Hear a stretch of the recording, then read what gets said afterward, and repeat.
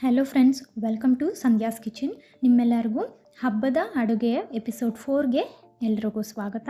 ಇವತ್ತಿನ ಎಪಿಸೋಡಲ್ಲಿ ನಾನು ಈರುಳ್ಳಿ ಬೆಳ್ಳುಳ್ಳಿ ಏನು ಯೂಸ್ ಮಾಡ್ದಿರ ನೈವೇದ್ಯಕ್ಕೆ ಚಿತ್ರಾನ್ನ ರೆಸಿಪಿ ಹೇಗೆ ಮಾಡೋದು ಅಂತ ತೋರಿಸ್ತಾ ಇದ್ದೀನಿ. ಬನ್ನಿ ಇದು ಹೇಗೆ ಮಾಡೋದು ಅಂತ ನೋಡೋಣ. ಫಸ್ಟ್ ಒಂದು ಬಾಣಲಿಯಲ್ಲಿ 5 ಟೇಬಲ್ ಸ್ಪೂನ್ ಎಣ್ಣೆ ಬಿಸಿ ಮಾಡಿಕೊಂಡು 1/4 ಕಪ್ಪಷ್ಟು ಕಡಲೆಕಾಯಿ ಬೀಜ ಹಾಕ್ಕೊಂಡು ಲೋ ಫ್ಲೇಮಲ್ಲಿ ಲೈಟ್ ಗೋಲ್ಡನ್ ಕಲರ್ ಆಗೋವರೆಗೂ ಇದನ್ನು ಫ್ರೈ ಮಾಡ್ಕೊಬೇಕು.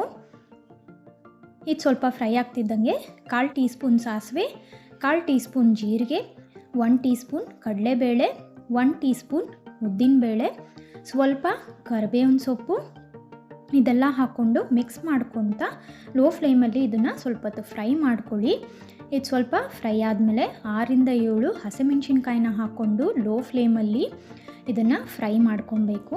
ಇವಾಗ 1/2 ಟೀ ಸ್ಪೂನ್ ಅರಿಶಿನ, 1/4 ಟೀ ಸ್ಪೂನಷ್ಟು ಜೀರಾ ಪೌಡರ್, 1/4 ಟೀ ಸ್ಪೂನಷ್ಟು ಮೆಂತ್ಯ ಪೌಡರ್, ರುಚಿಗೆ ತಕ್ಕಷ್ಟು ಉಪ್ಪು ಹಾಕ್ಕೊಂಡು ಮಿಕ್ಸ್ ಮಾಡ್ಕೊತ ಲೋ ಫ್ಲೇಮಲ್ಲಿ ಇದನ್ನು 2 ನಿಮಿಷದ ತನಕ ಫ್ರೈ ಮಾಡ್ಕೊಬೇಕು.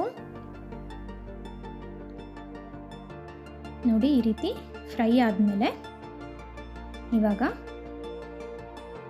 ಸ್ಟವನ್ನು ಆಫ್ ಮಾಡಿ 3 ಟೇಬಲ್ ಸ್ಪೂನಷ್ಟು ಫ್ರೆಶ್ ಆಗಿ ತುರಿದಿಟ್ಕೊಂಡಿರುವಂಥ ತೆಂಗಿನಕಾಯಿ ಮತ್ತು ಸ್ವಲ್ಪ ಕೊತ್ತಂಬರಿ ಸೊಪ್ಪು ಹಾಕ್ಕೊಂಡು ಚೆನ್ನಾಗಿ ಮಿಕ್ಸ್ ಮಾಡ್ಕೊಳ್ಳಿ. ಇದು ಚೆನ್ನಾಗಿ ಮಿಕ್ಸ್ ಆದಮೇಲೆ ಇವಾಗ 3 ಟೇಬಲ್ ಸ್ಪೂನಷ್ಟು ನಿಂಬೆಹಣ್ಣಿನ ರಸನ ಇದಕ್ಕೆ ಸೇರಿಸ್ಕೊಬೇಕಾಗುತ್ತೆ. ನಿಂಬೆಹಣ್ಣಿನ ರಸ ಹಾಕಿದ್ಮೇಲೆ ಒಂದ್ಸತಿ ಎಲ್ಲ ಚೆನ್ನಾಗಿ ಮಿಕ್ಸ್ ಮಾಡ್ಕೊಳ್ಳಿ. ಚೆನ್ನಾಗಿ ಮಿಕ್ಸ್ ಮಾಡಿಕೊಂಡು ಇವಾಗ ಬೇಯಿಸಿರುವಂಥ ಅನ್ನನ ನಿಮಗೆ ಯಾವ ಕ್ವಾಂಟಿಟಿಯಲ್ಲಿ ಬೇಕೋ ಅಷ್ಟು ಇದರಲ್ಲಿ ಹಾಕ್ಕೊಂಡು ನಿಧಾನವಾಗಿ ಎಲ್ಲ ಚೆನ್ನಾಗಿ ಒಂದು ಸತಿ ಮಿಕ್ಸ್ ಮಾಡ್ಕೊಳ್ಳಿ. ಅಷ್ಟೇ, ನೋಡಿದ್ರಲ್ಲ, ತುಂಬ ಸಿಂಪಲ್ಲಾಗಿ ದೇವಿಗೆ ನೈವೇದ್ಯಕ್ಕೆ ಇಡುವಂಥ ಚಿತ್ರಾನ್ನ ರೆಸಿಪಿ ರೆಡಿಯಾಗಿದೆ.